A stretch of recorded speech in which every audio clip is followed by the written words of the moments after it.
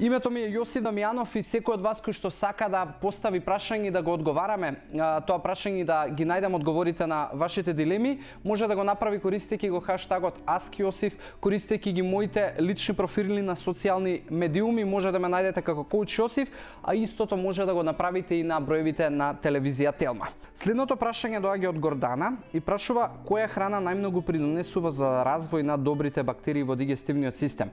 Гордана, најмногу придонесува храна од растително потекло пред се, односно храна која што е богата со растителни влакна. Тука јас со топ продукти би ги ставил граф, би ставил јаболка, би ставил овес, и многу од житариците и овошјата и зеленчукот, но овие се у топ 3.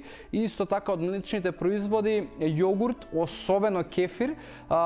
Сретнав дури и научни студии кои што кажуваат за кефирот дека може значително да направи пораст на пријателските и позитивни бактерии во дигестивниот систем, кои што на секого од нас му се од исклучителна важност. Така да тие се неколку насоки и препораки кои што јас ги практикувам и кои што сум ги сретнал и во многу научни студии и статии поврзани со оваа тема.